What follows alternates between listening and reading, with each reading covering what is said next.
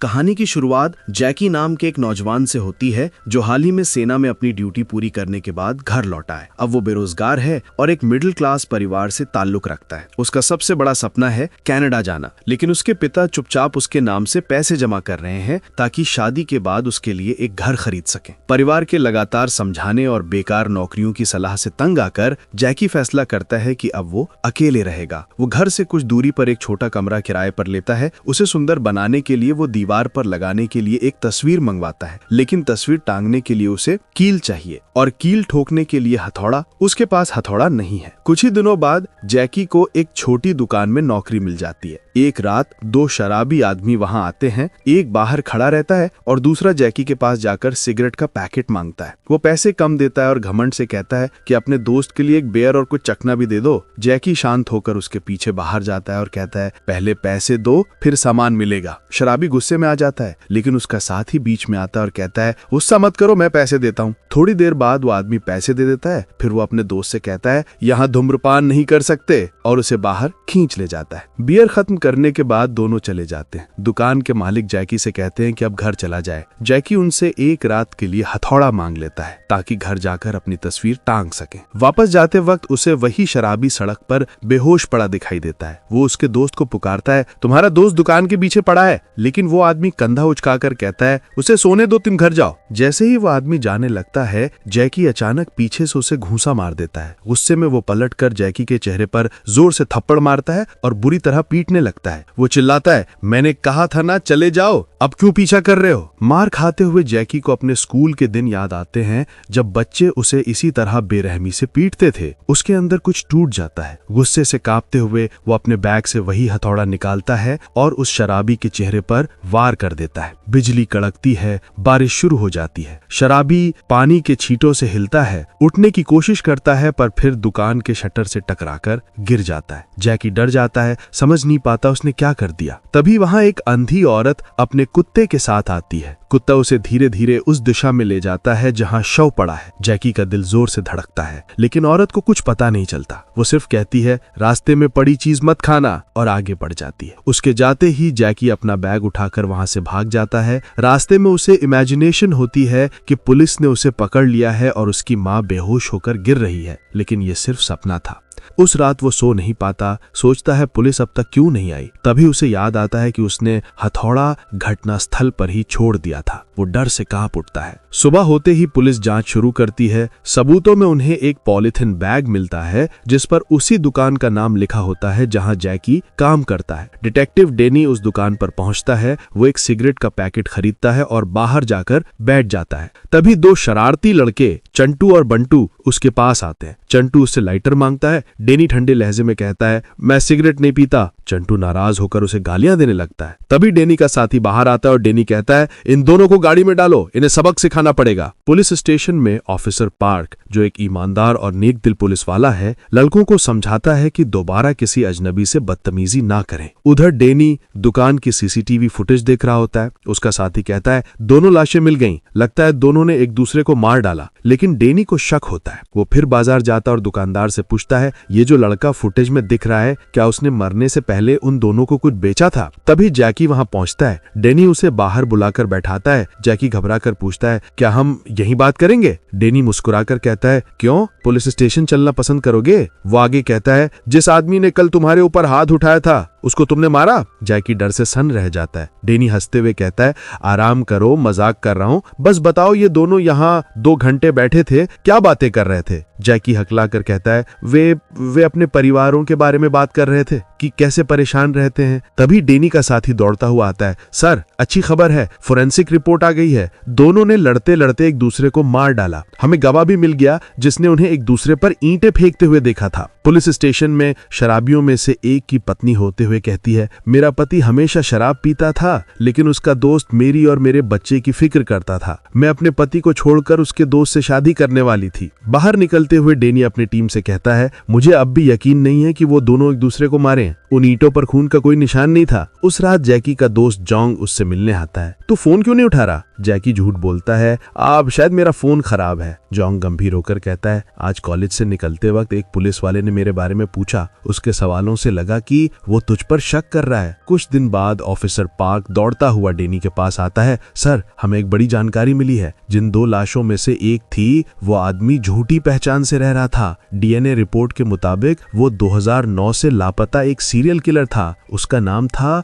Yo boy. जब जैकी ने ये खबर टीवी पर देखी तो स्तब्ध रह गया। अगर उसने उस रात खुद को हथौड़े से नहीं बचाया होता तो यो बॉय उसे मार देता। कहते हैं ना, कर्म हमेशा लौट कर आता है। उसी रात हत्यारे को उसके किए की सजा मिली। आखिरी शॉट में वही अंधी औरत फिर मासूमियत से अपने कुत्ते के साथ खेलती दिखती है और उसके घर के अंदर वही हथौड़ा पड़ा होता है जिसे जैकी ने हत्यारे को मारने के लिए इस्तेमाल किया था। वहां कैसे पहुंचा, यही रहस्य है। हम देखते हैं कि उस अंधी औरत का कुत्ता जैकी का पीछा कर रहा है। अचानक जैकी अपने कमरे में होश में आ जाता है और उसके शरीर पर खून छिटका हुआ है। ये सब कैसे हुआ, ये हम अब जानने वाले हैं। बाद में जैकी अपनी माँ से मिलने जाता है जो उसे चर्च ले जाती है। चर्च के अंदर वो धीरे से उससे कहती है, तुम जानते हो ना, जहाँ तुम काम करते हो वहाँ किसी की हत्या हुई थी, पर जो हुआ वो भला था। उसके जैसे आदमी ऐसी सजा के लायक होते हैं। भगवान की छड़ी आवाज नहीं करती, पर वो हमेशा सही जगह पर वार करती है। चर्च के बाद जैकी नया फोन खरीदने जाता है क्योंकि पुराना फोन उस भयानक लड़ाई में टूट गया था।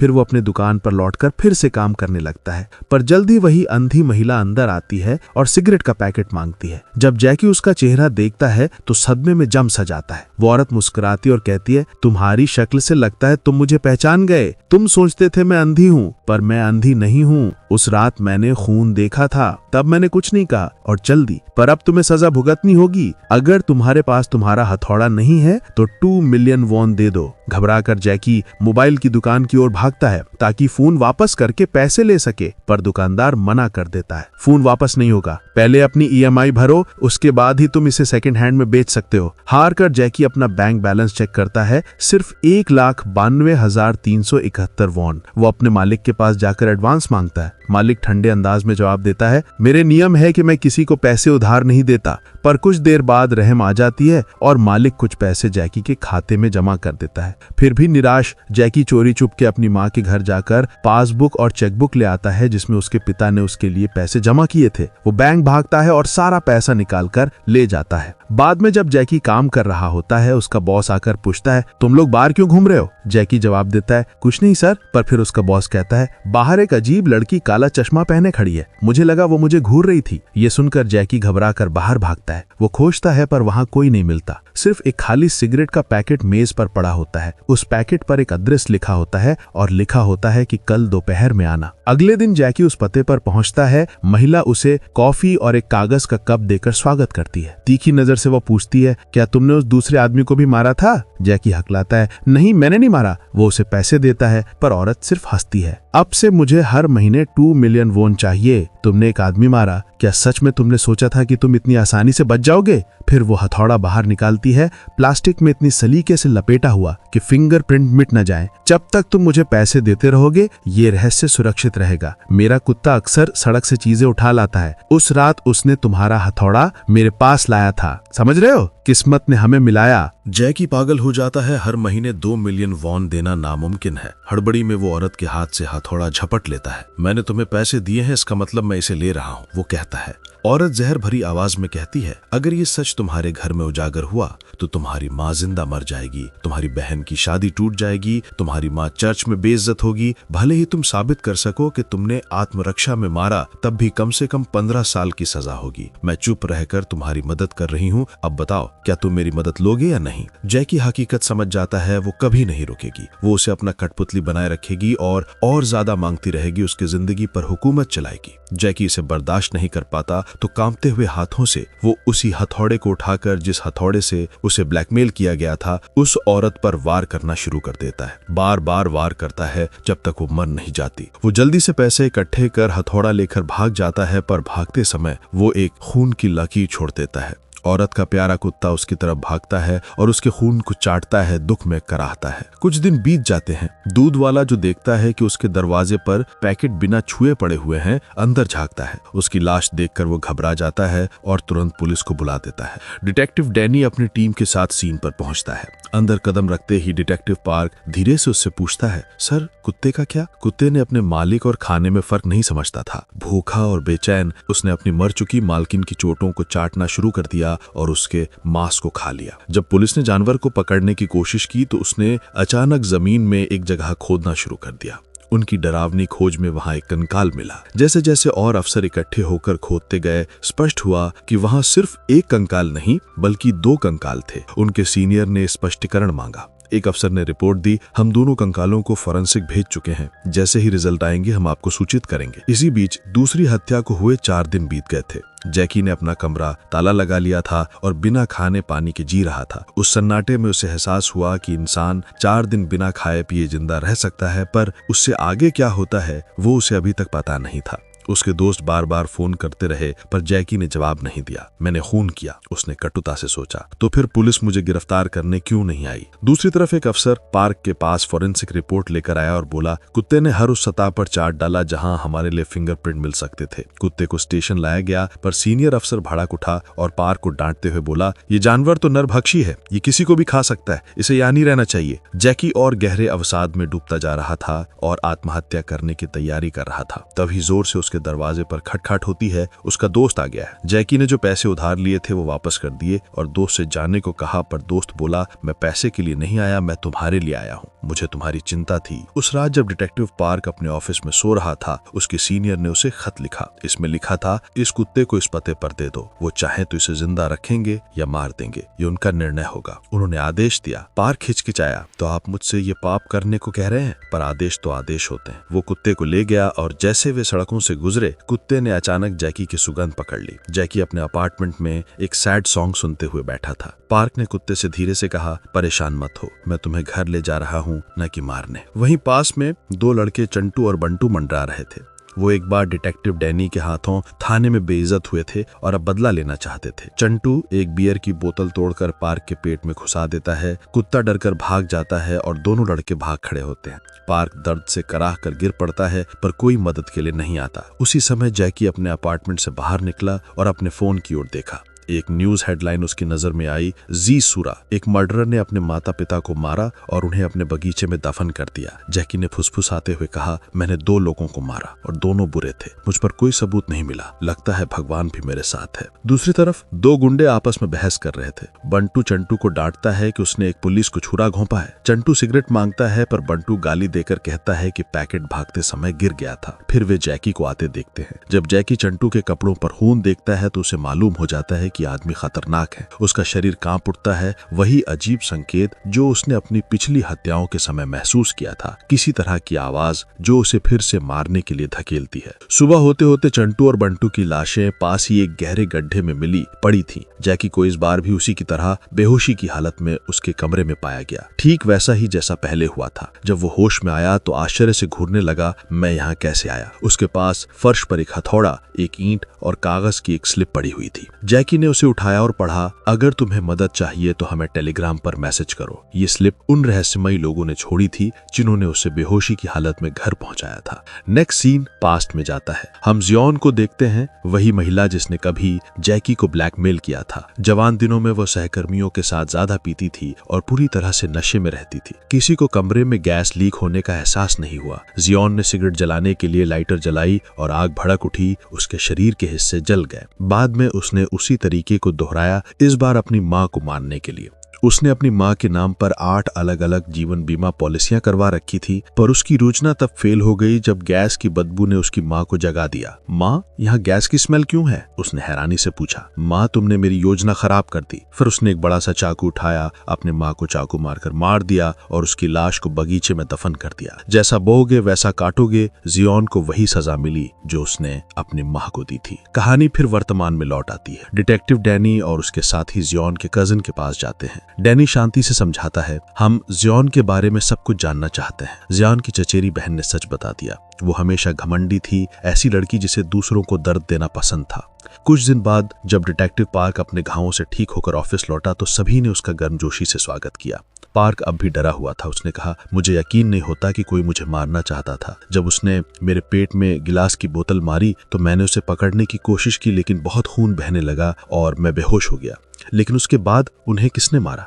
उसके सीनियर ने जवाब दिया, हमें अब तक नहीं मालूम कि उन दोनों को किसने मारा, लेकिन तुम्हें आराम की जरूरत है। कुछ दिन की छुट्टी ले लो। पार्क ने इसे दिला कागी, सर अगर मैं घर पर रहूंगा तो और बीमार हो जाऊंगा। अगले दिन डिटेक्टिव डैनी अपने साथी के साथ बंटू के अंतिम संस्कार में गया। बंटू की दुखी मां ने उसे पकड़ लिया और रोते हुए बोली, मेरा बेटा तो एक मच्छर तक नहीं मार सकता, फिर तुम लोग उस पर इतना बड़ा इल्जाम कैसे लगा सकते हो? उसके कातिल को ढूंढो। डैनी बाहर निकला और चुपचाप अपनी कार में बैठ गया। उसका साथी बोला, सर उस औरत ने अभी अभी अपने बेटे को खोया है, आपको थोड़ा नरमी दिखानी चाहिए थी। डैनी की आंखें सख्त हो गईं। मुझे मेरा काम मत सिखाओ। जिन लोगों को तुम मासूम कहते हो वही असली गुनाहगार थे। दोनों हरामी थे। फिर उसने बताया, एक बार बंटू ने सिया नाम की लड़की को प्यार के झांसे में फंसाया। फिर स्कूल के बाद उसने और चंटू ने मिलकर उसका बलात्कार किया और उसे मरने के लिए छोड़ दिया। किसी ने उसे अस्पताल पहुंचा दिया, लेकिन वो उस हाथ को कभी नहीं भूल सकी जिसने उसकी जिंदगी तबाह कर दी थी। 1 महीने बाद उसने आत्महत्या कर ली। उसके अंतिम संस्कार के दिन एक औरत ने बंटू के परिवार पर बहुत गुस्सा निकाला, लेकिन चूंकि वो नाबालिग था उसे आसानी से छोड़ दिया गया। उसके बाद भी वे दोनों लड़के अपने अपराध करते रहे, मारपीट, चोरी, लड़कियों को परेशान करना। अगर उन्होंने ऐसा मेरी बेटी के साथ किया होता तो मैं उन्हें बहुत पहले मार देता। बाद में डैनी दुकान पर गया और जियान की फोटो दिखाई। क्या ये लड़की यहाँ आई थी? दुकानदार ने कहा, हाँ मैंने उसे देखा था, वो बाहर घूम रही थी। फिर जब डैनी ने जैकी के बारे में पूछा तो दुकानदार का चेहरा उतर गया। उस लड़के ने मुझे धोखा दिया, 1 महीने की एडवांस ली और कभी वापस नहीं आया। दूसरी तरफ जैकी ने स्लिप पर लिखे टेलीग्राम नंबर पर मैसेज भेजा। जवाब आया और जैसे ही उसने नाम पढ़ा उसका चेहरा डर से सफेद पड़ गया। अगले दिन डैनी का साथी सिया के पिता से मिलने गया। आदमी की आंखों में गहरा दुख था। वो बोला, मेरी बेटी निर्दोष थी, वो सबका भला चाहती थी, लेकिन उन जानवरों ने, चंटू और बंटू ने उसकी जिंदगी तबाह कर दी, इसलिए मैंने उन्हें मार दिया। इस बीच जैकी डर और अपराध बोध में घिर गया। उसने पुलिस स्टेशन फोन किया, मैं आत्मसमर्पण करना चाहता हूँ। पुलिस वाले ने मजाक उड़ाया, तो पहले अपने पाप धोकर यहाँ आना। जैकी ने ईंट और हथौड़ा बैग में रखा और घर से निकल पड़ा। पुलिस स्टेशन में डैनी ने देखा कि उसका बॉस और साथी सिया के पिता का बयान ले रहे हैं। वो कह रहे थे, दोनों नशे में थे, मैंने मौका पाकर उन्हें मार दिया। बाद में डैनी ने उनसे दोबारा पूछा, आप खुद पर इल्जाम क्यों ले रहे हैं? मैं जानता हूँ आप मर्डर नहीं हैं। मर्डर दाएं हाथ का था और आप बाएं हाथ के हैं। तभी डैनी का सीनियर गुस्से में बोला, ये बकवास बंद करो, हमारे पास उसका एक बालिया बयान है, केस खत्म। लेकिन डैनी डटा रहा, सिर्फ बातों पर भरोसा नहीं किया जा सकता। जब तक सबूत नहीं मिलते हम जांच जारी रखेंगे, ये हमारे विभाग की प्रतिष्ठा का सवाल है। सीनियर गुस्से में चला गया।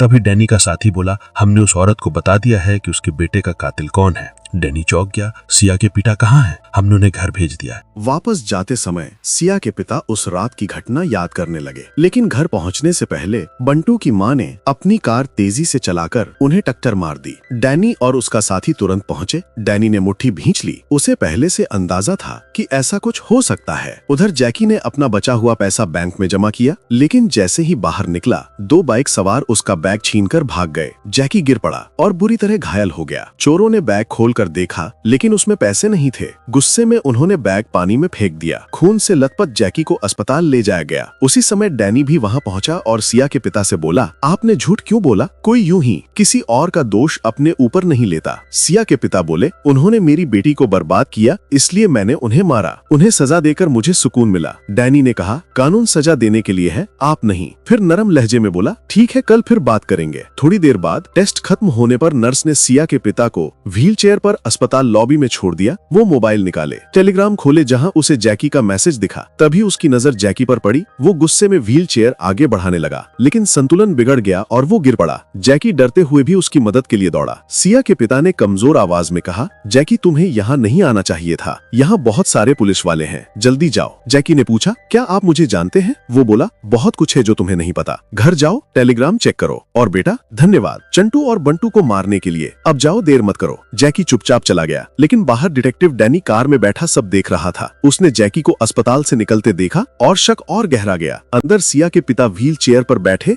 अपनी बेटी की यादों में खो गए, दुख में डूबे। उन्होंने ढेर सारी नींद की गोलियां खा ली और आंखें बंद कर दी। सीन पास्ट में चला जाता है। उस रात सिया के पिता चंटू और बंटू को ढूंढने निकले थे, लेकिन जैकी पहले से वहां था। उसने दोनों को बेरहमी से मारा और खुद बेहोश होकर गिर पड़ा। वर्तमान में लौटते हैं। डैनी अब भी जैकी का पीछा कर रहा था कि तभी अस्पताल से कॉल आया, मिस्टर कोंग ने आत्महत्या की कोशिश की है, जल्दी आइए। डैनी अस्पताल पहुंचा। डॉक्टर उन्हें बचाने की कोशिश कर रहे थे। उधर जैकी ने फोन खोला और टेलीग्राम देखा। अकाउंट डिलीट हो चुका था। उसके दिमाग में वही रात घूमने लगी जब दो आदमी उसे घर छोड़ने आए थे। उनमें से एक मिस्टर कोंग था, लेकिन दूसरा कौन था ये अब तक राज था। आखिरी सीन में जैकी की माँ और बहन उसके घर पहुंची। जब किसी ने दरवाजा नहीं खोला तो उन्होंने रिसेप्शनिस्ट से उसे खुलवाया। अंदर घुसते ही माँ डर से कांप गई। हे भगवान, मेरा बेटा ऐसी जगह पर रहता था। टेबल पर एक चिट्ठी रखी थी। इसमें क्या लिखा था ये आगे पता चलेगा। नेक्स्ट सीन में एक अमीर बिजनेसमैन रात भर पार्टी करके होटल से निकलता है। अपनी कार की तरफ बढ़ते हुए उसने छाया में खड़े एक आदमी को देखा। उसने सोचा ये उसका ड्राइवर है। उसने कहा जल्दी आओ, देर हो रही है। वो आदमी एक जैकेट पहने था जिस पर लिखा था ओनली फॉर हीरोज, वही नाम जिससे जैकी को टेलीग्राम पर मैसेज मिलते थे।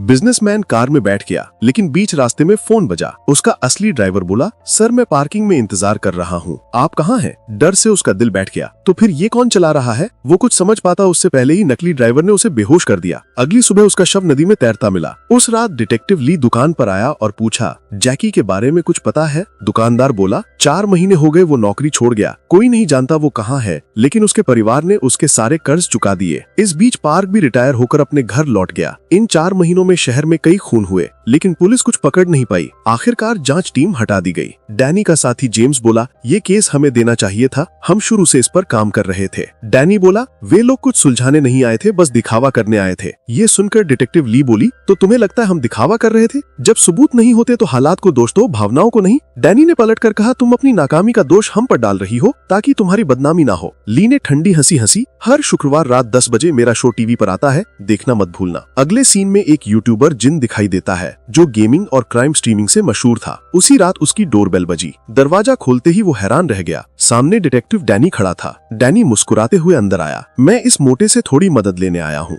जिन ने भौहें चढ़ाई, अजीब आदमी है ये। आप कई महीनों से इस मामले की जांच कर रहे हैं, फिर भी आपको एक भी सुराग नहीं मिला। ये दिखाता है कि आजकल पुलिस अपना काम गंभीरता से नहीं लेती। डैनी ने तंज कसा, लेकिन हम तुम्हें एक बार पकड़े तो थे, है ना? जिन असहज होकर खिसका, वो बहुत वक्त पहले की बात है, मुझे शर्मिंदा मत करो। डैनी ने आगे झुककर कहा, केस को देखो और बताओ तुम्हें क्या दिखता है। जिन ने फाइलें ध्यान से पढ़ी। शुरू में हमले अड़ियन लगते थे, जैसे अनजाने में किए गए हों, लेकिन हाल के मामलों में किलर बार बार बिल्कुल सटीक चुभाता है। ऐसा लगता है वो धीरे धीरे माहिर हो रहा है। फिर भी एक बात अजीब है, हर जिस व्यक्ति को उसने मारा वो खुद एक अपराधी था, इसलिए किसी तरह से उसे बख्श दिया जा रहा है। तभी डिलीवरी बॉय आ पहुंचा। जिन ने अपना खाना लिया और अंदर वापस आया कि डैनी ने अचानक अपने साथी को बुलाया और उसे अंदर आने को कहा। फोन थमाते हुए डैनी ने बटन दबाया। तुम इतनी जानकारी कैसे रखते हो? तुम हमारे साथ थाने चल रहे हो। जिन की आंखें फैल गईं। तुम अपनी ताकत का दुरुपयोग कर रहे हो। तुम्हारे पास वारंट भी नहीं है। डैनी और करीब आया, आवाज गहरा कर कहा, तो चुपचाप आओ, कुछ सवालों के जवाब दो और घर चले जाओ, नहीं तो मैं वारंट लेकर लौटा इस जगह को ध्वस्त कर दूंगा और तुम्हारे सारे खिलौने तोड़ दूंगा। सोच समझ कर चुनो। हिचकिचाते हुए जिन को स्टेशन ले जाया गया। जब डैनी के बॉस आए और उसके बयान को सुना तो वे उड़े। तुम मुझे यहाँ इस बकवास के लिए खींच कर लाए? मोटे आदमी को जाने दो, मैं जा रहा हूँ बाहर। डैनी के साथी ने फुसफुसाया, सर सारी जानकारी उसे इंटरनेट से मिलती है,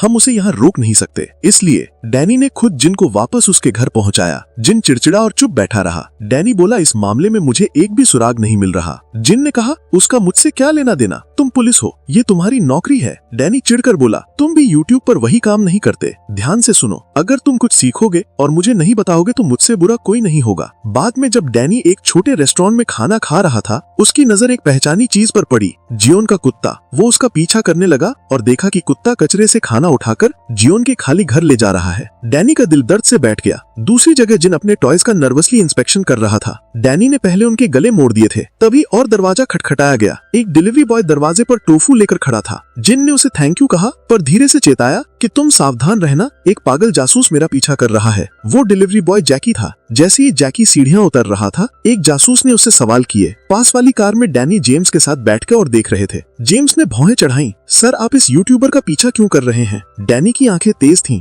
सालों पहले मैं एक हत्यारे का पीछा कर रहा था, इस यूट्यूबर ने उसे बचाया था, मुझे शक है कि वो अब भी वैसा ही कर रहा है। एक और जासूस उनके पास आया, सर जिनके घर एक और डिलीवरी बॉय है, वो कभी अपना चेहरा नहीं दिखाता। डैनी की नजरें स्थिर हो गईं। उसने आदेश दिया, उसे अब करो। फिर वो जिम के रूम में घुसा, कंप्यूटर की केबल खींचे और गुर्राया, क्या तुम हत्या के शिकार चुनते हो? बाहर जैकी और डैनी के लोग चेहरे से रहित डिलीवरी बॉय का पीछा करने लगे। लाल बत्ती पर जेम्स कार से कूदकर दौड़ा। लड़का सड़कों में भागा, पर जेम्स ने लगातार पीछा किया और अंत में उसे पकड़ लिया। भीतर डैनी जिन के रूम में तोड़फोड़ कर रहा था, उसके खिलौनों को एक एक करके नष्ट कर रहा था। जिन ने विरोध किया, जो आप कर रहे हैं वो कानून के खिलाफ है। डैनी ने अनदेखा किया और एक और पुतला तोड़ दिया। उसी समय पकड़ा हुआ डिलीवरी बॉय दरवाजा तोड़ के भाग निकला। पुलिस अंदर घुसी और डैनी को पकड़ के ले गई। अब 4 महीने पहले की सच्चाई उजागर हुई। 4 महीने पहले जैकी ने अपने माता पिता के लिए एक पत्र लिखा था। प्रिय माँ और पिताजी, मुझे अभी तक अपने असली मकसद का पता नहीं चला है, इसलिए मैं अपने जीवन का मकसद ढूंढने के लिए कनाडा जा रहा हूँ। कृपया मुझे बिना बताए जाने के लिए माफ कर देना। एयरपोर्ट पर उसने टीवी पर न्यूज सुनी कि जिन्हें उसने मारा वो दोनों हाई स्कूल से ही अपराधी थे।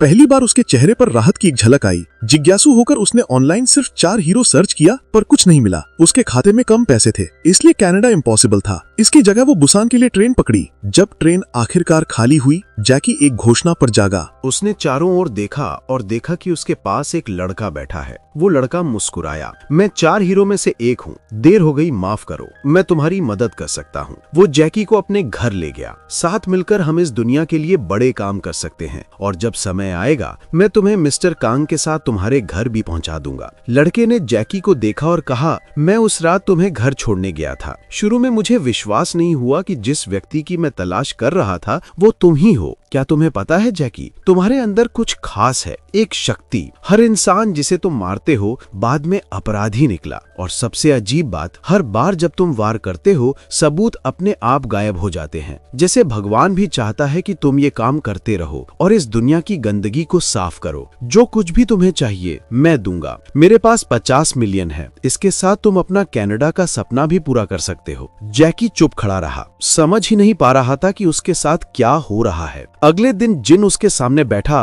और ठंडे स्वर में समझाया, जब भी तुम किसी बदमाश से मिलोगे तुम्हें अपने शरीर में एक अजीब शक्ति महसूस होगी, मार डालने की। जैकी ने सिर हिलाया। मुझे ऐसा नहीं लगता, पर जिन ने सिर्फ तंज कसा, तुम देखोगे। बाद में जैकी जिन के कमरे में गया। तुमने कहा मेरे और साथी हैं, वो कहाँ हैं? उसने पूछा। जिन ने जवाब दिया, तुम पहले ही एक से मिल चुके हो, मिस्टर कांग, अस्पताल में। बाकी जिससे मिलना है अच्छा होगा कि तुम उससे ना मिलो। मेरे पीछे एक अलमारी है, जो चाहिए ले लो। जैकी ने अलमारी खोली और एक छिपे हुए कमरे में कदम रखा। उसकी आंखें चौड़ी हो गईं। वो जगह अजीब और भयावह चीजों से भरी थी। अपराधियों की फाइलें, हथियारों का संग्रह और अनगिनत अन्य रहस्य। उनमें से जैकी ने एक हथियार चुना। उसने दरवाजे पर लटकी काली जैकेट पहनी, उस पर 4 हीरो का एम्ब्लम सिला हुआ था, और वो रात में निकल पड़ा। थोड़ी देर बाद जैकी सड़क पर एक व्यवसायी से टकरा गया। उसी क्षण फिर वो अजीब मार डालने की प्रवृत्ति उसके अंदर उठ खड़ी हुई। तब उसे पता चल गया कि जिन सही था। जैकी ने उस आदमी को अगवा कर लिया और उसे एक सुनसान समुद्र तट पर ले गया। वहां उसने डरे हुए आदमी को एक कुर्सी से बांध दिया। बिजनेसमैन गिड़गिड़ाने लगा, मेरे छोटे बच्चे हैं, वो अभी स्कूल में हैं। मैंने कभी किसी का बुरा नहीं किया, तुम मुझे क्यों मारना चाहते हो? मैंने तुम्हारा क्या बिगाड़ा है? जैकी की आवाज शांत लेकिन डरावनी थी। अगर तुमने सच में कुछ गलत नहीं किया तो मुझे तुम्हें मारने का मन क्यों हो रहा है? जरूर तुमने कुछ किया होगा, नहीं तो किस्मत हमें आमने सामने क्यों लाती? बिजनेसमैन ने डर से कहा, मैंने तो सिर्फ तुम्हें गलती से टक्कर मारी थी, उसके लिए भी माफी मांग ली थी। क्या तुम सिर्फ उसी वजह से मुझे मार दोगे? उसी वक्त जिन वहां आ गया। उसने बिजनेसमैन का फोन लिया और लैपटॉप से जोड़ा। कुछ सेकंड में छिपी हुई फाइलें खुल गईं। एक गैलरी भरी हुई थी वीडियो से, जो उस आदमी के भयानक अपराधों को दिखा रही थी। उसने एक नाबालिग लड़की के साथ जबरदस्ती की थी। बिजनेसमैन चिल्लाया, ये सब गलतफहमी है, मुझे छोड़ दो, मैं तुम्हें पैसे दूंगा, जितना चाहो। लेकिन जैकी की आंखें अब बर्फ जैसी ठंडी हो चुकी थीं। उसने चाकू निकाला और उसे हमेशा के लिए चुप करा दिया। अगली सुबह बिजनेसमैन की लाश पानी में तैरती मिली। बाद में जैकी ने जिन की तरफ देखा और कहा, मुझे जीने की वजह मिल गई। वो अपने जिम गया, लॉकर खुला और अपने हथियारों से भरा बैग निकाला। इसके बाद जब भी जिन उसे किसी अपराधी का वीडियो भेजता, जैकी उन्हें ढूंढकर मार देता। पुलिस के पास कोई सुराग नहीं था, न सबूत न कोई गवाह। उनके अफसर गुस्से में आग बबूला हो गए और सबको डांटने लगे। कुछ पुलिस वाले तो भड़क कर अपने ही अफसर पे टूट पड़े, जिसके कारण उन्हें निलंबित कर दिया गया। डिटेक्टिव डेनी को भी सस्पेंड कर दिया गया, जबकि उसने कुछ गलत नहीं किया था। इस बीच जैकी अपने काम में लगा रहा। एक एक कर वो अपराधियों को ढूंढता और मारता गया। हर हत्या के साथ उसे इस काम में मजा आने लगा। डर की जगह अब रोमांच ने ले ली थी। पर डिटेक्टिव डेनी की जिंदगी बिखरती जा रही थी। आखिरी सीन में एक पुलिस वाला एक डिलीवरी बॉय को तस्वीर दिखाता है। क्या तुमने इस आदमी को देखा है? लड़का ध्यान से देखता है। हाँ, ये जैकी है। अफसर झुककर पूछता है, वो कहाँ मिलेगा? मुझे उससे बात करनी है। आखिर किसी ने जैकी का पता लगा ही लिया था। उसका ठिकाना अब राज नहीं रहा। अब सवाल ये है, डैनी जैकी को कैसे पकड़ेगा? क्या जैकी की अब तक की किस्मत उसे फिर बचा पाएगी? और ये नया पुलिस वाला जो अब उसके रास्ते पर आ चुका है, उसकी कहानी में क्या भूमिका निभाएगा? आजकल जैकी एक सुपरमार्केट के मछली विभाग में काम करता है ताकि अपनी रोजी कमा सके। लोग अक्सर उससे सवाल करते हैं लेकिन वो बहुत कम बोलता है। वो चुपचाप अपना दिन गुजारता है, आम लोगों के बीच रहकर। लीना भी अपनी पहचान छिपा कर रहती है। एक समय था जब उसके बॉयफ्रेंड ने उसका MMS लीक कर दिया था और उस शर्मिंदगी ने उसे अपने शहर से दूर भागने पर मजबूर कर दिया था। अब वो भी उसी सुपरमार्केट में काम करती है जहां जैकी काम करता है। वो भी कम बोलती है, वो भी हर अजनबी को शक की नजर से देखती है। एक दिन दोपहर में एक झगड़ालू औरत दुकान में आ गई। उसने 3 दिन पहले खरीद सामान का रिफंड मांगा, ये कहते हुए कि चीजें खराब थी। लीना ने सिस्टम चेक किया पर वहां उस खरीद का कोई रिकॉर्ड नहीं था। मैनेजर आया और बोला, रिफंड दे दो और कुछ चीजें फ्री में भी दे दो ताकि वो शांत हो जाए। वो औरत गुस्से में दुकान से बाहर निकली, लेकिन जब अपनी कार तक पहुंची तो देखा उसकी विंडशील्ड पर एक सिगरेट का टुकड़ा रखा था। गुस्से में उसने पास खड़े जैकी पर चिल्लाना शुरू कर दिया। जैकी ने ठंडे स्वर में कहा, सिर्फ इसलिए कि मैं यहाँ खड़ा हूँ इसका मतलब नहीं कि ये मैंने किया है। औरत बोली, मेरी कार में डैश कैम है। जैकी मुस्कुराया, तो उसमें वो फुटेज भी होगी जिसमें तुमने दुकान से चोरी की थी, वही चीजें जिनका अभी अभी रिफंड लिया है। अपना फोन दो, मैं खुद पुलिस को बुलाता हूँ। ये सब लीना अंदर से देख रही थी। रात में वो जैकी के पास आई और बोली, तुम मेरे जैसे हो। जब कोई तुम्हारे पास्ट के बारे में पूछता है तुम चुप रहते हो और दूर रहते हो। तुम भी अपने घर से दूर सुपरमार्केट में काम कर रहे हो जैसे मैं। तुम बेकार ग्राहकों से सख्ती से पेश आते हो जैसे मैं। कभी मेरे भी बड़े सपने थे लेकिन अब मैं थक चुकी हूँ। अब बस एक सामान्य जिंदगी चाहती हूँ। दूसरी ओर रिटायर्ड अफसर पार्क डैनी से मिलने आता है। वो एक कुत्ते को देखकर पूछता है, ये यहाँ क्या कर रहा है? डैनी कहता है, ये सड़क पर मिट्टी खा रहा था इसलिए मैंने इसे अपना लिया। पार्क पूछता है, और तुमने जेम्स के कॉल का जवाब क्यों नहीं दिया? डैनी कंधे उचकाता है, वो मुझे परेशान कर रहा था इसलिए मैंने उसे यहीं बुलाया। थोड़ी देर बाद जेम्स आता है। उसकी आवाज में नाराजगी है। सर, अगर आपने मुझ पर भरोसा किया होता तो हम अब तक कातिल को पकड़ लेते। आपको सस्पेंड भी नहीं किया जाता, लेकिन आपने मुझसे सब कुछ छिपाया। फिर भी हम उसे पकड़ेंगे। क्या आपको पता है प्रोफेसर योंग की बुसान में हत्या हुई है? जब जैकी हमसे भागा था वो वली गया था।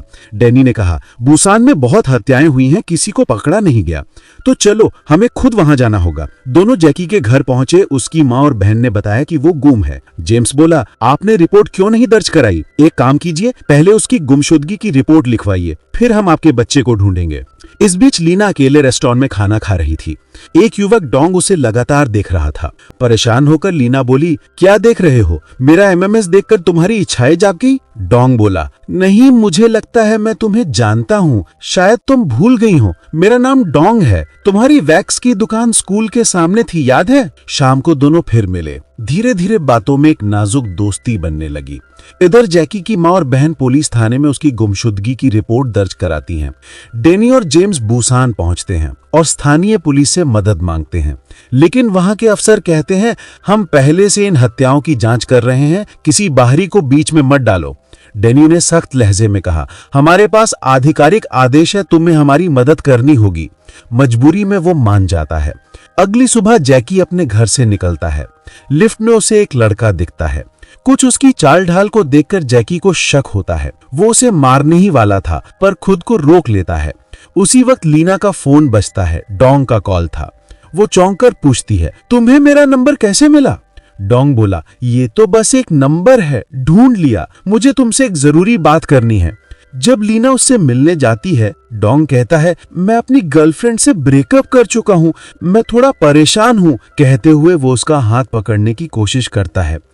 उस रात वो लीना के घर रुकता है। उसने उसे रुकने दिया लेकिन उसका दिल ठंडा ही रहा। अगली सुबह डोंग अपनी मंगेतर के पास लौटता है। वो कहता है, मुझे कुछ जरूरी काम से जाना है, हमारी शादी करीब है लेकिन ये काम भी जरूरी है। जब उसकी मंगेतर उसे छोड़ने निकलती है तो उसकी नजर कार में रखे सामान पर पड़ती है। वो समझ जाती है, तुम झूठ बोल रहे हो, तुम काम पर नहीं जा रहे, अपने दोस्तों के साथ मछली पकड़ने जा रहे हो। जाओ मजे करो, लेकिन याद रखना तुम्हें मुझ जैसी पत्नी कभी नहीं मिलेगी। अगले दिन जैकी सुपरमार्केट पहुंचा। उसने देखा कि लीना किसी अनजान आदमी से बात कर रही है। उसे नहीं पता था कि वो आदमी डोंग है और वो अब लीना का बॉयफ्रेंड बन चुका है। उस शाम जब डोंग सो गया तो लीना ने उसका फोन उठाया और उसकी गर्लफ्रेंड के मैसेज पढ़ने लगी। डोंग अचानक जाग गया और गुस्से में उसका फोन छीना। लीना चिल्लाई, तुमने कहा था तुमने ब्रेकअप कर लिया है, इसलिए मैंने तुम्हें अपने पास रखा, लेकिन अब दिख रहा है कि तुम झूठ बोल रहे थे, सच बताओ। डोंग बोला, जब मैंने तुम्हारा एमएमएस देखा तभी मेरी इच्छा जाग गई थी, मैं बस तुम्हारे साथ सोना चाहता था। ये सुनकर लीना का गुस्सा फट पड़ा। झगड़ा बढ़ता गया। आखिरकार वो चिल्लाई, मैं तुम्हारी गर्लफ्रेंड को सब बता दूंगी। बस इतना सुनते ही डोंग का गुस्सा फट पड़ा। उसने लीना का गला दोनों हाथों से दबा दिया। धीरे धीरे उसकी जान निकल गई और कमरे में सन्नाटा छा गया। बाद में डोंग शांत बैठा, हांफते हुए सोचने लगा कि अब क्या करे। अगली सुबह टीवी पर खबर चली, एक युवती आग में जलकर मरी। जैकी ने खामोशी से टीवी बंद कर दिया बिना आगे सुने, लेकिन सच्चाई इससे कहीं ज्यादा डरावनी थी। डोंग ने अपने ही अपार्टमेंट में आग लगा दी ताकि उसकी मौजूदगी का हर निशान मिट जाए और कोई सबूत न बचे जो उसे इस जुर्म से जोड़ सके। बाद में डेनी ने पुलिस से इस केस के बारे में पूछा तो एक अफसर ने जवाब दिया, वो लड़की सुपरमार्केट में काम करती थी, वो अपने माता पिता के अलावा किसी से बात नहीं करती थी। मौत का कारण आग। डेनी ने सिर हिलाया। संभव है कि उसकी हत्या हुई हो, हमें जांच करनी चाहिए। जब जैकी सुपरमार्केट लौटा तो उसके एक साथी ने धीरे से सच्चाई बताई, लीना मर गई है, किसी ने उसे मार दिया। तभी अचानक एक जाना पहचाना चेहरा सामने आया,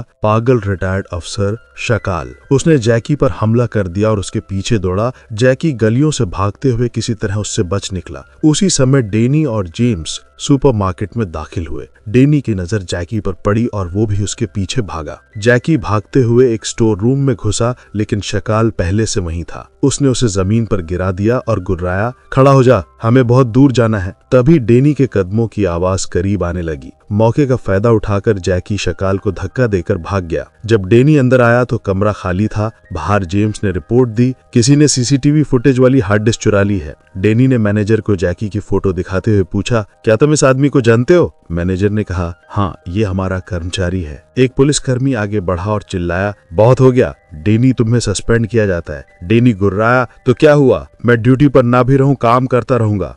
एक और अफसर ने बीच में कहा, बस करो, चलो इस लड़के के घर चलते। उधर अंधेरे कमरे में शकाल बैठा था, चोरी की हुई सीसीटीवी फुटेज देख रहा था। धुंधली तस्वीरों में डोंग और लीना बात करते दिख रहे थे, वही लड़की जो मारी गई थी। इस बीच डोंग एक क्लिनिक में डरा हुआ बैठा था। डॉक्टर ने गंभीर आवाज में कहा, तुम्हें HIV है, ये शुरुआती लक्षण है, अगर ध्यान रखो तो ठीक हो सकते हो। ये सुनकर डोंग हिल गया। वो बाहर निकला और अपनी गर्लफ्रेंड को फोन किया। दूसरी तरफ से उसकी आवाज कांप रही थी, मुझे भी HIV है, कुछ दिन पहले मैं एक दोस्त के साथ बाहर गई थी, मुझसे गलती हो गई, मुझे माफ कर दो। डोंग का गुस्सा फूट पड़ा। उसने फोन को कस कर पकड़ लिया। जब वो अपार्टमेंट लौटा तो सन्न रह गया। शकाल पहले से अंदर था, अंधेरे में बैठा उसका इंतजार कर रहा था। शकाल ने ठंडी आवाज में पूछा, तुम लीना को जानते थे ना? तुमने भी इसके साथ सोया था? डोंग हकलाया, हाँ, लेकिन मैंने उसे नहीं मारा। शकाल ने दबाव डाला, उस रात तुम्हारे झगड़े की आवाज पड़ोसियों ने सुनी थी, सच बताओ वरना मामला बिगड़ जाएगा। डोंग ने घबराते हुए कहा, अब मैं लीना को डेट कर रहा था। जब उसे पता चला कि मेरी पहले से गर्लफ्रेंड है तो उसने मुझसे झगड़ा किया। शायद पड़ोसियों ने वही सुना होगा, लेकिन मैंने उसे नहीं मारा। शकाल धीरे से ताली बजाने लगा। उसकी आंखों में मजाक था। डोंग भड़क गया, क्या तुम्हारे पास गिरफ्तारी वारंट है? शकाल गुर्राया, साले, मैं तुम्हें गिरफ्तार करने नहीं आया, मैं तुम्हें मारने आया हूँ। उधर जैकी ने जिन को फोन किया। उसकी आवाज कांप रही थी, पुलिस मेरे पीछे है, मैं भाग गया हूँ। जिन ने चेतावनी दी, फोन बंद कर दो, कहीं चिल्लाओ, मैं संभाल लूंगा। दूसरी ओर शकाल ने डोंग को टेप से कसकर बांध दिया। उसकी आवाज बर्फ जैसी ठंडी थी, मैं एक हरामजादे को ढूंढ रहा हूँ, पता नहीं कैसे, लेकिन मैं हमेशा तुम जैसे लोगों को ढूंढ लेता हूँ और मार देता हूँ। डोंग ने विनती की, अगर मैं सच बता दूं तो क्या तुम मुझे छोड़ दोगे? शकाल मुस्कुराया, तो तुम मान रहे हो कि तुमने लीना को मारा है? ठीक है, अपना एक बारी बयान लिखो। डोंग का हाथ कांपता हुआ पन्ने पर चलने लगा और यहीं से झूठ और खून का जाल और गहरा हो गया। डोंग अपना बयान पूरा नहीं कर सका। गुस्से और जल्दबाजी में उसने लीना को मार दिया, कुछ भी लिखे बिना। बाद में उसे पछतावा हुआ क्योंकि अब उसकी मौत की सच्चाई कभी दर्ज नहीं होगी। उसने पूरा कमरा साफ किया, हर कोना पूछा ताकि फोरेंसिक टीम को एक बाल या कोई निशान तक न मिले। इस बीच डेनी एक पुलिसकर्मी के साथ जैकी के घर पहुंचा, जबकि जेम्स दूसरे अफसर के साथ डोंग के घर गया। रास्ते में जेम्स की मुलाकात अनजाने में शकाल से हो गई। उन्होंने डोंग के दरवाजे पर दस्तक दी, कोई जवाब नहीं मिला। जेम्स और उसके साथी ने दरवाजा तोड़ दिया। अंदर धुएं से भरा कमरा था, जैसे फायर एक्सटिंग्विशर का धुआं। जेम्स ने दीवार पर कान लगाया, कहीं से धीमी सी आवाज आ रही थी। तभी एक जबरदस्त धमाका हुआ जिसने सन्नाटा तोड़ दिया और जेम्स को उछालकर पीछे फेंक दिया। वो बुरी तरह घायल हो गया और इस तरह तनाव बढ़ता गया। कहानी अगले मोड़ का इंतजार में थी। पुलिस ने एक आदमी को पकड़ा, वही जिसे देखकर जैकी को पहले ही बुरा एहसास हुआ था। पूछताछ में उसने कबूल किया, मुझे जैकी का चेहरा पसंद नहीं था, इसलिए मैंने उसके कमरे की चाबी चुरा ली, अंदर जाकर फायर एक्सटिंग्विशर छिड़क दिया ताकि उसका कमरा गंदा हो जाए। फिर उसने मेरे खिलाफ शिकायत क्यों की? लेकिन अफसर का जवाब सख्त था। एक लड़की की हत्या हो चुकी है और तुमने उसके कमरे में छेड़छाड़ की, तुमने सबूत नष्ट कर दिए। दूसरी तरफ डेनी अपने बीमार पिता से मिलने गया था कि तभी उसका फोन बजा। कॉल जेम्स का था। मैंने किसी की एक झलक देखी, शायद वही जिसने बम रखा था। जेम्स की आवाज शांत लेकिन भारी थी। पहले अपनी देखभाल करो, इलाज करवा लो, बाकी मैं संभाल लूंगा। बाद में उसने अपनी माँ से उसके सौतेले पिता के बारे में पूछा, जिसकी तबीयत अब गंभीर थी। उस रात जिन अपने घर में दाखिल हुआ, कमरा पूरी तरह अंधेरा था। फिर एक आवाज ने खामोशी तोड़ी, डरो मत, मैं ही हूँ। शकाल पहले से ही इंतजार कर रहा था। सारे छिपे हुए कैमरे और माइक्रोफोन हटा दिए गए थे। लाइटें जल उठी। जिन ने घूर कर पूछा, क्या तुमने डोंग के घर में धमाका करवाया? शकाल ने तंज भरी मुस्कान दी। तुम तब मुझे हीरो कहा करते थे। तुम हीरो नहीं हो, जिन कड़क स्वर में बोला। शकाल के चेहरे पर क्रोध छा गया। उसने खिलौना उठाया और जिन पर प्रहार कर दिया। तुमने मुझे जो कुछ भी सिखाया है वही मैं जानता हूँ और अब मैं अपने नए हीरो से मिलना चाहता हूँ। मैं खुद भी उसे ढूंढ रहा हूँ। ढूंढ रहा हो? शकाल ताने से बोला। मैं बस मिलने गया था, पर वो इतना घबरा गया कि भाग निकला। मुझे उससे मिलने का इंतजाम करो, तब तक मैं ये तुम्हारी किताब ले लूंगा। जब शकाल जाने लगा तो जिन ने पीछे से वार करने की कोशिश की, लेकिन वो भूल गया था कि शकाल की खासियत यही थी कि वो पहले से जान लेता था कि कोई उसे मारने की कोशिश करेगा। वो आसानी से बच गया। इसी बीच जैकी वीडियो गेम खेल रहा था। उसके बगल में एक अजनबी बैठा था। जैकी ने जैसे उसकी ओर देखा,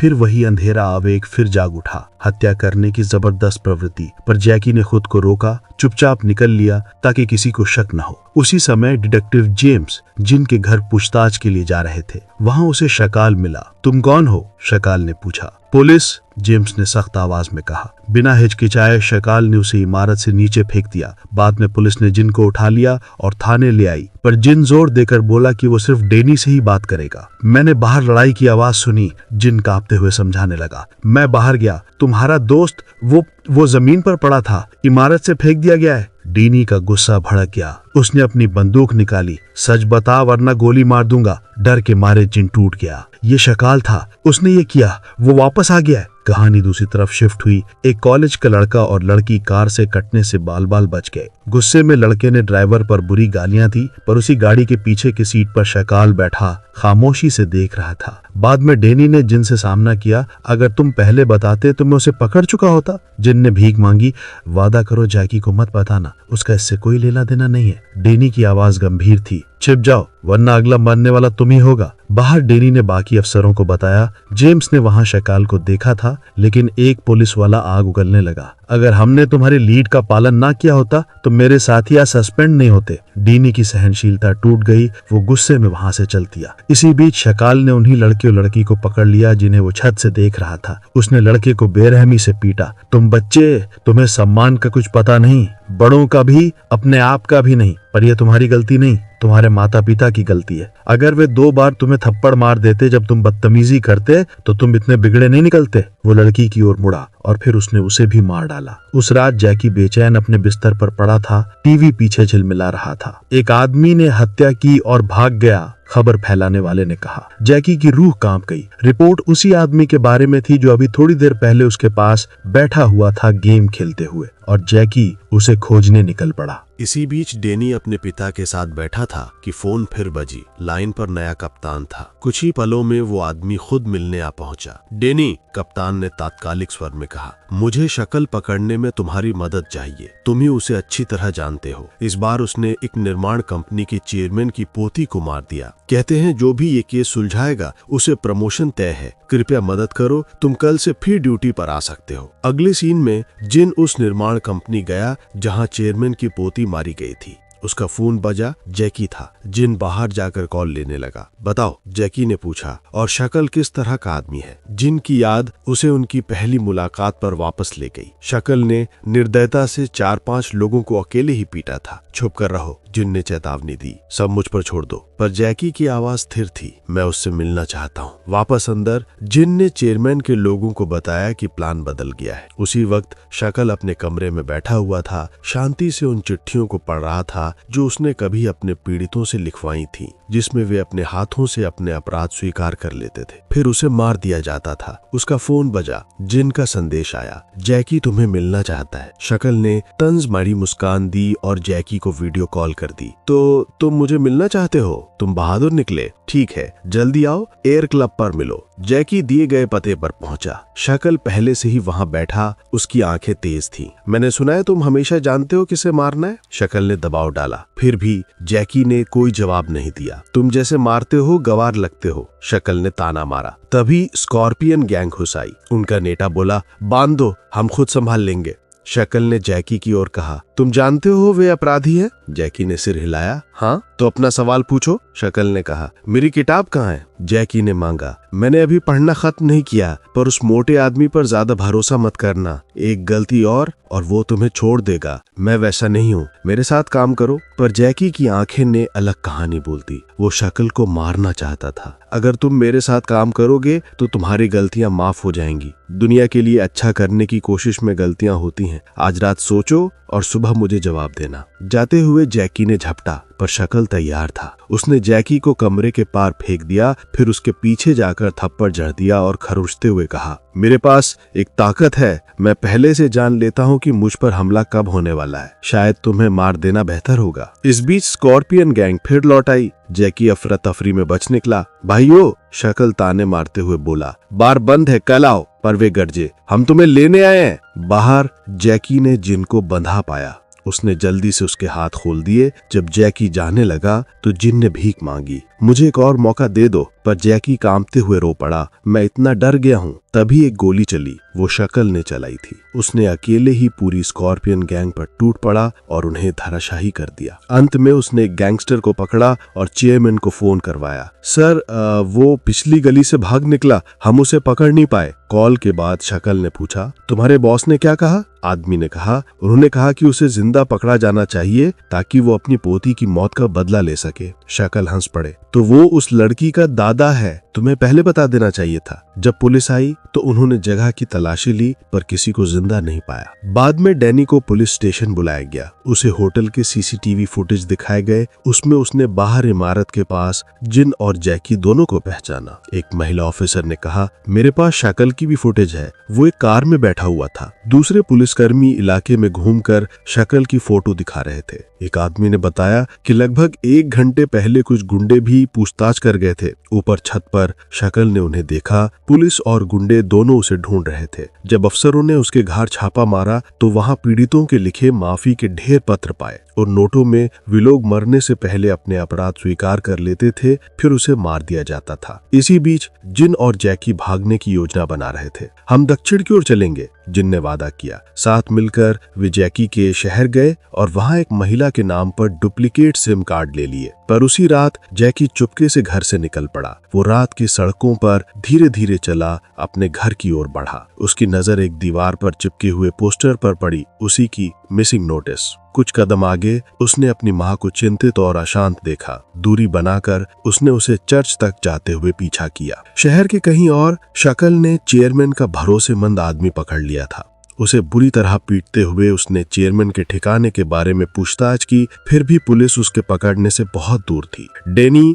घटनाओं को जोड़ते हुए गुर्राया, ये हरामी चेयरमैन तक पहुंचने की कोशिश कर रहा है। पहले हम पहुंचे। चेयरमैन के हवेली के अंदर उसकी असिस्टेंट ने बाहर रखे गार्ड्स को फोन किया और कहा कि अगले 1 घंटे तक चेयरमैन के कमरे में ना जाएं। पर यह आदेश चेयरमैन का नहीं था, ये शक्ल ने उससे करवाया था। उसी समय बूढ़े आदमी को एक कुर्सी से बांधा गया था और वो शक्ल के सामने था। शक्ल ने अपनी असिस्टेंट को नींद की गोलियां दी। कुछ ही पलों में वो भी बेहोश हो गई। बाहर गार्ड्स आपस में गपशप कर रहे थे। अंदर शक्ल का सुर तंज भरा था। मित्र, आज मैंने तुम्हारा पूरा कुंडा निकाल लिया है। तुम शक्तिशाली आदमी हो। छोटे बदमाशों से लेकर सरकारी अफसरों तक सारा संसार तुम्हारे पाँव में है, पर मैं तुम्हारी सच्चाई जानता हूँ। जिस बिल्डिंग को तुमने गिराया उसमें हजारों मरे और तुम्हारी पोती वो केवल तुम्हारी लोभ का शिकार थी। जब दुनिया कल तुम्हारी मौत की खबर देखेगी तो एक ऐसे आदमी का धन याद करेंगे जिसने तुम्हें मारा। शकल ने पैसा और कलम बढ़ाए, लिखो अपना पछतावा। इसी क्षण डेनी ने दखल देते हुए कहा, चेयरमैन को छोड़ो। शकल ने तंज कसते हुए अपनी पकड़ को मजबूत किया, उसकी गर्दन पर चाकू चला गया। अगर मैं अभी खींच लूं तो हवा निकल जाएगी। मार डालने के बाद मैं सब सबूत के साथ आत्मसमर्पण कर दूंगा, है ना भाई? डेनी ने गन उठाकर खाली कारतूस चलाकर डराने की कोशिश की। शकल हंस पड़ा, तुमने कभी किसी को नहीं मारा डिटेक्टिव। अब तुम अपने पिता की मौत का बदला लेने आए हो। क्या हुआ? तुम क्यों ट्रिगर नहीं खींच रहे हो? मैं तुम्हें मारना सिखाऊं? और फिर ठंडे खून से शकल ने चेयरमैन की गर्दन काट दी। पुलिस भीतर आकर उसे दबोच कर ले गई, उसे खींचते हुए बाहर ले गई। हंसते हुए वो डेनी की ओर मुड़ा, रिपोर्टर जल्दी से जगह पर आ जाएंगे। जब तुम उनका सामना करो तो उदास दिखना, जैसे तुमने उसे बचाने की पूरी कोशिश की लेकिन असफल रहे। और हाँ, मैंने आदेश दिया है कि तुम्हारे पिता को पुलिस हॉस्पिटल में शिफ्ट किया जाए। इसी बीच जिन ने जैकी से अपने दिल की बात कही। जब मैं छोटा था तो डाकुओं ने मेरे माता पिता को मार दिया था। मेरे रिश्तेदार आए, खाया पिया और सब भूल गए।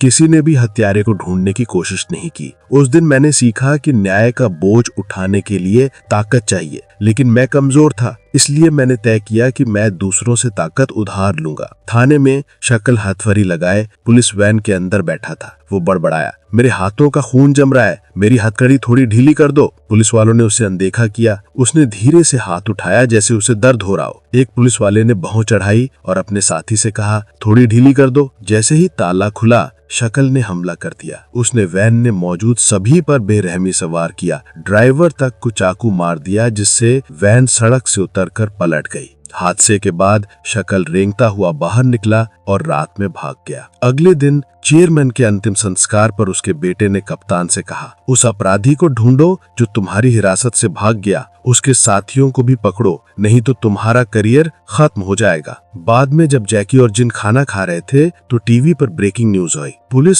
शकल और उसके 2 साथियों की तलाश कर रही है। स्क्रीन पर उनकी तस्वीरें दिखाई गईं। हलचल मच गई। जिन उस डेंटिस्ट के पास गया जिसकी धोखाधड़ी उसने पहले छिपाने में मदद की थी, पैसे की उम्मीद में। लेकिन ये खबर जैकी की बहन और माँ तक भी पहुंच गई। कुछ देर बाद जैकी कार चलाते हुए गुस्से में सड़क के किनारे रुक गया। मैं कितना बड़ा मूर्ख हूँ, जिन ने उसे सांत्वना दी। मेरे पास एक और योजना है। हम जहाज से गुप्त रूप से अरब देश जाएंगे। वे एक एजेंट के पास गए ताकि रास्ता तय कर सकें, लेकिन खर्चा बहुत ज्यादा था। थोड़ी देर बाद जिन का फोन बजा। उसे लगा डेंटिस्ट होगा, लेकिन फोन पर शकल की ठंडी आवाज आई, कहाँ जा रहे हो? पुलिस हमारे तीनों के पीछे है। अब हम दोस्त हैं, तुम मुझे यहाँ छोड़ नहीं सकते। शांति से ऑस्टिन फैक्ट्री आ जाओ। जब जैकी ने पूछा कौन था वो, जिन ने झूठ बोला, डेंटिस्ट था। कुछ देर बाद जिन ने हाईवे पर गाड़ी रोकी। सुनो, तुम्हें अकेले जहाज से जाना चाहिए। हम साथ गए तो पकड़े जाएंगे। मैं बस से घूम कर आता हूँ। वो बस का टाइम देखने चला गया। पर जब वो गया हुआ था तो जैकी ने जिन का फोन हैक कर लिया और उसका लोकेशन ट्रैक करने लगा। फिर दोनों अलग हो गए। जैकी टैक्सी से पोर्ट पहुंचा। उसने अपना नकली पासपोर्ट और आईडी एक आदमी को दिया और वेटिंग रूम में बैठा रहा। उसने बैग खोला तो एक लेटर मिला। उधर जिन डैनी के घर की सीढ़ियां चढ़ता हुआ पहुंचा। जिन की आवाज आई, मुझे पता है शकल कहाँ है। पर डैनी का चेहरा सख्त हो गया। पहले ये बताओ, उस रात तुम होटल में क्या कर रहे थे? जानते हो कितने लोग तुम्हारी वजह से मारे गए? तुम भी निर्दोष नहीं हो। जिन ने गुस्से से कहा, तुम चेयरमैन को नहीं बचा सके, मैं तुम्हारी मदद करने आया हूँ। शकल को मुझसे बेहतर कोई नहीं जानता। मुझे तुम्हारी मदद नहीं चाहिए। डैनी ने बीच में ही काट दिया। उसी समय डैनी की माँ अपने पिता के कमरे में गई, लेकिन वहाँ शकल पहले से ही बैठा था। उसी समय डैनी का फोन बजा और वो जल्दी में वहाँ से निकल लिया। कहानी अपने आखिरी हिस्से की ओर बढ़ी। जैकी ने बैग में रखा जिन का लेटर खोला। कहानी में लिखा था, मैं तुम्हारे साथ नहीं जा सकता, मुझे यहाँ अपना काम खत्म करना है। जिंदगी में हमें कई रास्ते मिलते हैं और हमें सही रास्ता चुनना होता है। तुम्हारे साथ जो हुआ वो मेरी गलती थी। अब सब कुछ ठीक करना मेरी जिम्मेदारी है। जैकी के हाथ कांप रहे थे। उसने लेटर नीचे रखा और चुपचाप चल पड़ा। इसी बीच डैनी हॉस्पिटल पहुंचा, जहां उसे दिल तोड़ देने वाली खबर मिली। उसके पिता की मौत हो चुकी थी, लेकिन उसकी माँ बच गई थी। उसके साथी ने कंधे पर हाथ रखा। घर जाओ, हम यहाँ सब संभाल लेंगे। पर डैनी ने सिर हिलाकर नहीं कहा। वो बाहर गया, कार खोली और ग्लव बॉक्स से बंदूक निकाली। पीछे की सीट की छाया से जिन निकल आया। डैनी ने ठंडी आवाज में कहा, मुझे शक्ल के पास ले चलो। कप्तान उसे रोकने दौड़ा। डैनी, मुझे अफसोस है जो हुआ, घर जाओ और आराम करो, हम शक्ल को पकड़ लेंगे। डैनी ने बस सिर हिलाया, इंजन स्टार्ट किया और निकल गया। जैसे ही वो गया, बाकी अफसर कप्तान के पास भागे। सर, डैनी बदले के लिए शक्ल के पीछे गया है। रास्ते में जिन ने डरते हुए पूछा, अब क्या करने वाले हो? तुम जैकी को कुछ नहीं बताओगे ना? चुप रहो, डैनी ने झिड़क दिया। मैं तुम्हारी मदद कर रहा हूँ शक्ल को पकड़ने में, जिन बोला। उसके बाद तुम जो चाहो करो, पर मुझसे वादा करो कि जैकी को नुकसान नहीं पहुंचाओगे। उधर जैकी ने भी एक कार चुरा ली थी और जिन की लोकेशन ट्रैक कर रहा था। डैनी की कार में जिन ने फिर कहा, जिन्हें हमने मारा वो सब गुनहगार थे, उन्हें मरना ही था। डैनी ने ब्रेक मारे और उसे बाहर घसीट लिया। गुस्से में बोला, तुम लोग कौन हो? क्या खुद को भगवान समझते हो? जिन ने उसकी आंखों में देखा, और तुम शक्ल के पास पुलिस वाले बनकर नहीं, बदले के लिए जा रहे हो। आखिरकार जिन अकेला फैक्ट्री पहुंचा जहां शक्ल उसका इंतजार कर रहा था। शक्ल ने ताना मारा, मत बताओ कि तुम अकेले आए हो, ऐसा तो मजेदार नहीं होता। मुझे पता है तुमने कोई चाल चली है, अगर ये सच है तो ये बहुत दिलचस्प होगा। कुछ पल बाद डैनी अंदर आया। मुझे पता था तुम आओगे। शक्ल हंस पड़ा, बस ये नहीं सोचा था कि तुम इतनी जल्दी आ जाओगे, और ये मोटा आदमी तुम्हें मेरे पीछे लगाने के लिए इस्तेमाल कर रहा है, पकड़ने के लिए नहीं। डैनी ने दांत पीसते हुए कहा और बंदूक उठाई। मारने के लिए। शक्ल मुस्कुराया, तुम्हारे पिता सालों तक तकलीफ में रहे, मैंने उन्हें उस दर्द से आजाद कर दिया, तुम्हें तो मेरा धन्यवाद करना चाहिए। डैनी ने बंदूक सीधी की, लेकिन उसकी उंगली ट्रिगर पर रुक गई। शक्ल ने उसका मजाक उड़ाया, गोली चलाने के लिए हिम्मत चाहिए। तभी जैकी अंदर घुसा। शक्ल की आंखें चमक उठी। अब असली मजा शुरू होगा। उसने जैकी पर गोली चलाई। सब झुककर बचने लगे। जैकी पीछे से झपटा और शक्ल के पेट में चाकू घोंप दिया। दोनों के बीच बंदूक के लिए झगड़ा शुरू हो गया। जिन भी लड़ाई में कूद पड़ा। डैनी ने भी बंदूक उठाई और शक्ल पर निशाना साधा, लेकिन उसे मौका नहीं मिला। अफरा तफरी में एक गोली चली और जिन को लग गई। जैकी उसके पास गिर गया। टूटे दिल से बोला, हमने वादा किया था कि हम यहाँ से साथ निकलेंगे, तुम यहाँ क्यों आए? खून से लथपथ शक्ल ने जैकी की ओर देखा। सच बताओ, क्या भगवान ने तुम्हें सच में ये ताकत दी है कि तुम जान सको कौन दोषी है? क्या तुम सच में मुझसे अलग हो? अपनी बकवास बंद करो, डैनी चिल्लाया। लेकिन शक्ल की आवाज शांत थी। डैनी, मेरे बेटे, अगर तुमने मुझे मार दिया तो तुम्हारी माँ का क्या होगा? क्या तुम सोचते हो वो बेगुनाह है? मुझे परवाह नहीं मेरी माँ ने क्या किया। डैनी कर जा, बस अपना मुंह बंद रखो। शक्ल कड़वी हंसी हंसा। तुम सोचते हो मैंने तुम्हारा घर तबाह किया? नहीं, मैंने तुम्हारी माँ को छुआ तक नहीं। तुम्हारे पिता का दोस्त था जिसने उसके साथ सोया था। अगर तुम मुझे मार दोगे तो कभी नहीं जान पाओगे कि तुम्हारा घर सच में किसने तोड़ा। उसकी आंखें गहरी हो गईं, आवाज और तेज। जब मैं ड्यूटी पर था, एक बार सबके लिए ठंडे पेय लेकर आया था। तुम्हारे पिता ने मुझे सबके सामने बेइज्जत किया। मैंने कुश्ती, जूडो, बॉक्सिंग सीखी, रात रात भर केसों पर मेहनत की, लेकिन उनकी नजरों में मैं हमेशा बेवकूफ था। एक बार कैंटीन की एक औरत चीन जा रही थी। तुम्हारे पिता ने उसे एक दोस्त का सामान देने को कहा। उसे एयरपोर्ट पर पकड़ा गया। तब मुझे सच्चाई पता चली। तुम्हारे पिता जब भी ड्रग्स जब्त करते, उसका आधा हिस्सा छिपाकर बाद में बेच देते थे। जब मैंने उस औरत को छुड़ाने की गुहार लगाई, उन्होंने मुंह मोड़ लिया। बोले, मैं सीनियर हूँ, दखल नहीं दूंगा। यही था तुम्हारा पिता। उसने मुझे बार बार पीटा, मेरे प्रमोशन रोक दिए ताकि मैं कभी आगे न बढ़ सकूं। आखिर में मैं उसकी क्रूरता, भ्रष्टाचार और अहंकार से तंग आ गया और उसका सिर फोड़ दिया। उसी वक्त जैकी डैनी के पीछे खड़ा था। शरीर तन गया था। उसकी अजीब शक्ति उसे संकेत दे रही थी, डैनी को मारने का संकेत। शक्ल जहरीली मुस्कान के साथ बोला, मुझे तुम्हारे लिए अफसोस है डैनी। तुम्हारा बाप भ्रष्ट पुलिस वाला था और तुम्हारी माँ झूठी औरत। उसकी हंसी कमरे में गूंज उठी। डैनी का गुस्सा फट पड़ा। जैकी आगे बढ़ा, आंखों में आग थी। मुझे बंदूक दो, मैं इसे मार दूं। तुमने कभी किसी की जान नहीं ली डैनी ने कहा। लेकिन इससे पहले कि जैकी कुछ करता, शक्ल ने अपने पेट से चाकू निकाला और जैकी पर झपटा। उसी पल डैनी ने बंदूक उठाई और गोली चला दी। गोली शक्ल को चीरती हुई निकल गई, उसे हमेशा के लिए चुप कर गई। जैकी ने निर्जीव देह को देखा और ठंडी आवाज में कहा, जान लेना इतना आसान नहीं होता। उसने शक्ल के सामान की तलाशी ली और अपनी खोई हुई किताब पाई। उस पर लिखा था, क्राइम एंड पनिशमेंट। डैनी के पिता की मौत के बाद पुलिस ने उन्हें याद किया और एक ईमानदार अफसर के रूप में श्रद्धांजलि दी। लेकिन शोक मनाने वालों के बीच डैनी की नजर एक आदमी पर पड़ी, उसके पिता का तथाकथित दोस्त, वही जिसने उसकी मां के साथ संबंध बनाए थे। दोनों की नजरें मिली और वो आदमी शर्म से नजरें झुका गया। उधर जेम्स, डैनी का वफादार साथी, ब्रेन सर्जरी के बाद धीरे धीरे ठीक हो रहा था। मुस्कुराते हुए उसने डैनी से कहा, यहाँ एक नर्स है जो मुझे पसंद है, ठीक होते ही मैं उसे शादी के लिए पूछूंगा। कुछ समय बाद डिटेक्टिव ली ने डैनी से कहा, तुम्हें निलंबित कर दिया गया है, तुमने अपील क्यों नहीं की? अगर तुम आत्मरक्षा का दावा करते तो बच सकते थे। डैनी ने सिर हिलाया। मैंने गलती की थी और उसकी सजा मिली। उसने एक फाइल खोली। हमने जांच की। पिछले 5 सालों में शकल ने 30 से ज्यादा लोगों की हत्या की थी। लंबे समय तक खोजने के बाद हम उसे ढूंढ पाए और मार दिया। उसका एक साथी भी था, जिन, उसने हर हत्या में उसकी मदद की थी, वो भी अब मर चुका है। सबूतों से हमें पता चला कि शकल अपने हर शिकार के बारे में पहले अच्छी तरह जानकारी जुटाता था। हमें उसके पास बहुत से हथियार भी मिले। वो बहुत सावधान था, किसी भी जगह उसकी उंगलियों के निशान नहीं मिले। उसकी नजरें तेज हो गई। लेकिन डैनी, तुम एक लड़के जैकी के पीछे क्यों पड़े थे? हमें उसके खिलाफ कोई सबूत नहीं मिला, तुम उसे क्यों ढूंढ रहे थे? क्या वो उस रात वहां था?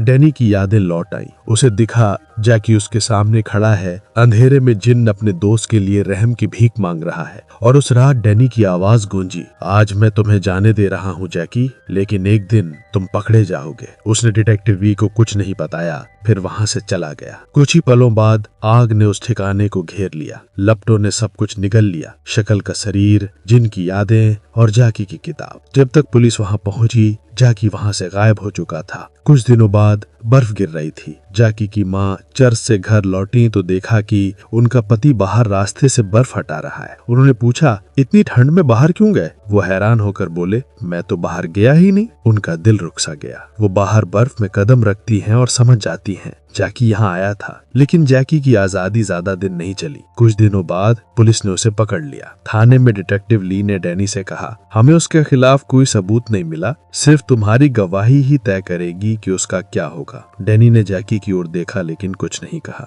गवाही न होने के कारण जैकी को छोड़ दिया गया। समय बीता। एक दिन डैनी च्युइंगम खरीदने एक दुकान में गया। काउंटर के पीछे टीवी पर खबर चल रही थी, किम की लाश मिली है। वो 3 साल पहले हुई एक भयानक हत्या का आरोपी था। डैनी सन रह गया। उसे समझ आ गया कि ये काम जैकी ने किया है। उधर जैकी अंधेरी गलियों में भटक रहा था। एक अजनबी उसके कंधे से टकराया। उसी पल जैकी के शरीर में झुरझुरी दौड़ गई। वही पुराना एहसास, वही मारने की तीव्र इच्छा, और इसी के साथ यह अद्भुत वेब सीरीज खत्म हो जाती है। दोस्तों, शायद इसका दूसरा सीजन आए, शायद नहीं। अगर आया तो मैं जरूर लेकर आऊंगा। अगर आपको ये कहानी पसंद आई हो तो हमारे चैनल को सब्सक्राइब करें और हम फिर मिलेंगे एक नई और रोमांचक वेब सीरीज के साथ। तब तक के लिए अलविदा।